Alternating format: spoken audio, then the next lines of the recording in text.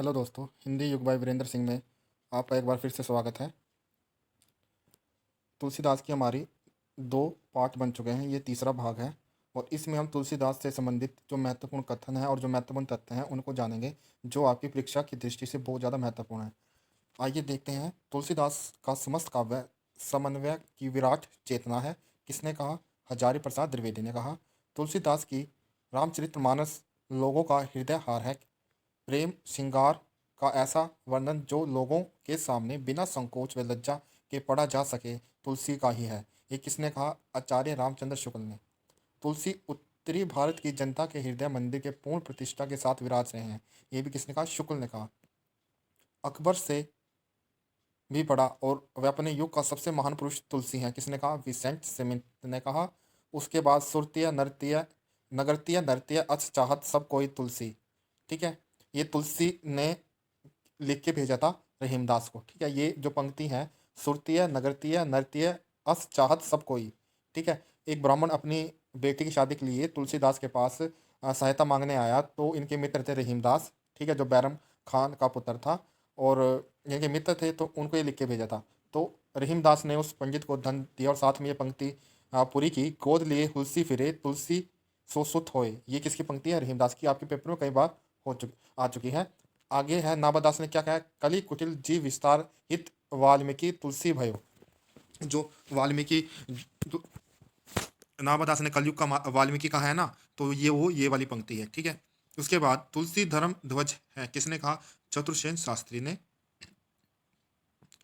जैसे के बाद तुलसी ने अवधि कोमल कलेवर को मानस में अमर कर दिया। जो अवधि भाषा है उसके कोमल कलेवर को मानस, जैसे के पदमत के बाद मानस में अमर कर दिया।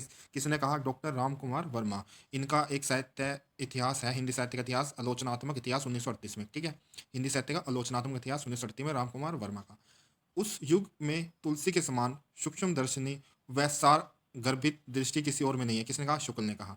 ये आप ना रख लेना, क्योंकि ये पंक्तियां बार बार आती हैं और एक जगह रहेंगे तो आपको एग्जाम के टाइम रिवीजन करने में आसानी रहती है। ठीक है, और आपको अगर क्लास अच्छी लगे तो प्लीज़ लाइक करें और शेयर करें, सब्सक्राइब भी करें।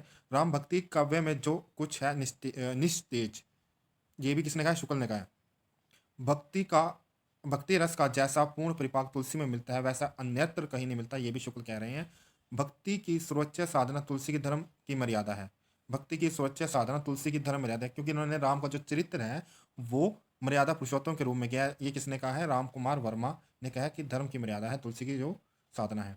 भक्त पहले कवि बाद में। किसने कहा? शुक्ल ने कहा। जो तुलसी भक्त पहले है, कवि बाद में है। तुलसी की भक्ति भावना, अब ये देख लीजिए इसमें क्या है। तुलसी की भक्ति भावना दास्य भाव की भक्ति थी। ठीक है, जिसे परपतिवाद भी कहते हैं, जिसमें दीन व निरक्षित समझने वाले भक्त, जो दीनता, जो अपने आप को दीन समझ के भगवान की पूजा करते हैं। आहित की भक्ति भी हमने पीछे पढ़ा था। ठीक है, कामना के आधार पर भक्ति थी वो पिछले पार्ट में, उसको आप प्ले लिस्ट में जाकर देख सकते हैं। एक भरोसो एक बल एक आस विश्वास राम नाम घनश्याम हित चातक तुलसीदास। ठीक है, इसमें श्लेष अलंकार भी है। अगर ये पंक्ति आ जाए, ये दास्य भाव को दर्शाती है। तो अगर अब नेट के एग्जाम इस तरह के प्रश्न आते हैं ना कि इसमें क्या मूल भाव है, एक भरोसो एक बल एक आस विश्वास राम नाम घनश्याम हित चातक तुलसीदास। उसके बाद अनन्यता भक्ति, अन प्लस अन्य प्लस ता, ये इन शब्दों से बना है।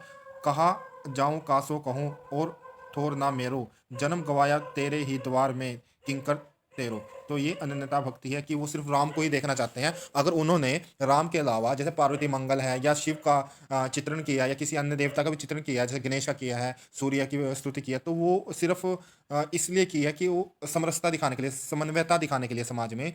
और साथ में एक कहते हैं ना, जैसे मंगलाचार में हम भगवान गणेश की अर्चना करते हैं, तुलसीदास ने जैसे माँ भगवती की अर्चना की है, परंतु जो असली उनका भाव था वो राम ही थे। राम ही उनकी भक्ति थी। वो उन्हें समन्वयवाद दिखाने के लिए ये सब की है। नवदा भक्ति, तुलसी के राम, जब तुलसी के जो राम है सबरी से मिलने जाते हैं, तो वो जो राम सबरी को नवदा भक्ति अलग बताते हैं और जो हमारे शास्त्रों में वो अलग है। वो मैं आपको बताऊंगा, वो भी देखिए। इसमें तुलसी के जो राम है रामचरितमानस में, वो नो नवदा भक्ति इसमें सत्संग मानते हैं, भगवान के प्रसंग सुनना मानते हैं। ठीक है, और गुरु चरणों की सेवा है, गुण समूह का गान है, भजन मंत्र जाप आदि है, विरक्ति है, संतों की सेवा है, संतुष्टि है, छल रहित व्यवहार है या सरलता है। जो ये तो है, जो तुलसी के राम हैं वो शबरी को बताते हैं। और अंत में ये कहते हैं कि अगर इसके अलावा भी अगर ये भी ना है, किसी भक्त में अगर ये 9 गुण भी नहीं है ना, अगर उनमें सरल हृदय और भक्ति है तो भी मैं उसको प्राप्त हो जाता हूँ। तो ये बात रामचरितमानस में राम किसको कहते हैं? सबरी को। अब उसके बाद देख लीजिए जो हमारा शास्त्रों में आती है नवदा भक्ति वो किस तरह की है।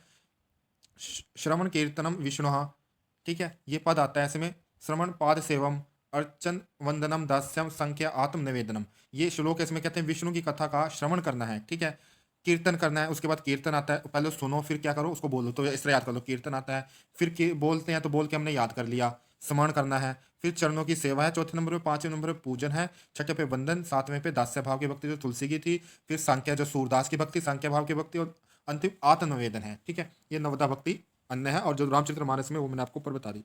समन्वयवाद, सगुण व निर्गुण में अगुण नाही सगुण नहीं कुछ भेदा, उभय हरि भव संभव खेदा। तो ये जो उस वक्त सगुण और निर्गुण का जो मतभेद चल रहा था उसको दूर करने के लिए इन्होंने भगवान राम से और शिव से ये बातें कहलवाई कि भी जो राम जैसे जैसे शिव द्रोही मम दास कहावा, सो नर मोहि सपनू नहीं पावा। जिस शैव और वैष्णव मत के समन्वय के लिए ये राम से कहलवाया है उन्होंने। ये अगर ये भी पूछ जाए ना, जैसे जो शिव द्रोही मम दास कहावा, तो ये राम कह रहे हैं, ठीक है, राम कह रहे हैं। और उमा कहूँ मैं अनुभव अपना, ये शिव कह रहे हैं। उमा कहूँ मैं अनुभव अपना, सत्य हरि भजन जगत सब सपना, ये कौन कह रहे हैं? शिव कह रहे हैं। और राजा और वह प्रजा में समन्वय कैसे दर्शाए ना, जासु राज प्रिय प्रजा दुख लाही, ते नरेश बिनु पावक तदही। इसमें ये कह रहे हैं कि जिस राजा जिस शासक के राज में प्रजा अगर दुखी है, वो राजा है ना, वो बिना अग्नि के भी क्या जलने के समान है, वो बिना अग्नि के भी जलेगा। तो ये बात जो राजा और प्रजा के समन्वय की बात की है, भी राज्य कैसे करना चाहिए। और प्रजा के लिए राम विमुख जीवन ना रही, कह निषाद वन में मोहु जही, ठीक है। उसके बाद दे इसमें राम राज्य की कल्पना कैसे, देहिक देविक भौतिक तापा, राम राज कहु नहीं व्यापा। भी उसमें ना तो देहिक शरीर से, ना ही दैविक कोई आपदा जो प्राकृतिक आपदा है, भौतिक जो भौतिक साधन है, किसी प्रकार का कोई विरोध नहीं है उसमें, कोई सब चीज क्या है, सम है। भाषा संस्कृत में मंगलाचरण है, शेष पद अवधि, ठीक है। और ऊंच नीच में समन्वय क्या है, जाति पाति कुल धर्म बढ़ाई, इन बल नर मोहि पावही नाही, ठीक है। जो तुलसीदास हैं वो जो क्या करते हैं, वो वर्ण व्यवस्था को तो मानते हैं पर जाति व्यवस्था को नहीं मानते। इसमें एक बात आती है, देखिए उसमें ये कहते हैं ना, अ, ढोल शुद्ध नारी सब ताड़न के अधिकारी, ढोल गवार शुद्ध नारी सब ताड़न के अधिकारी। उसमें भी क्या है कि वो जब उसके पीछे भी कहानी ये आती है, जो उसमें ताड़न नहीं है वो तारण है। वो ब्रज भाषा से जो क्या है महाप्राण ध्वनियां नहीं होती, तो जो ताड़न का रा है, तो वो इस तरह चेंज होती है। और साथ में क्या है कि आप ये भी देखिए, ये जो बात है रामचरितमानस में कौन कह रहा है, समुद्र कह रहा है राम को, तो समुद्र राम को कह रहा है। तो क्या है कि लेखक के विचार नहीं होते ये, जैसे रावण के विचार तुलसीदास के विचार थोड़ी होंगे। अगर रावण के विचार हैं वो तुलसीदास के विचार नहीं होंगे। इसी तरह समुद्र जब अहंकार में आके वो अर्चना करते हैं भी रास्ता दे, जब वो धनुष बाण उठाते हैं तो वो रूप धारण करके आते हैं, शरीर धारण करके जब समुद्र आता है तो ये बात कहता है। तो वो जो है जो विरोधी पात्र है वो ये बात कह रहा है, ठीक है। वो लेखक के, हाँ, जो राम इसके मुंह से निकलवाएंगे वो लेखक के विचार होंगे, ठीक है, वो लेखक के विचार होंगे। जो नायक होगा, जो खलनायक होगा, उसके विचार लेखक के विचार नहीं होते, वो समाज में जो प्रचलित है उसके विचार रहते हैं। इसको इनको रूपकों का बादशाह लाला भगवान दीन और बच्चन सिंह ने कहा, ठीक है। अनुप्रास का बादशाह किसने कहा है, शुक्ल ने कहा। उत्प्रेक्षाओं का बादशाह ऊ से उत्प्रेक्षा और ऊ से उदयभानु सिंह, इस तरह याद कर लें।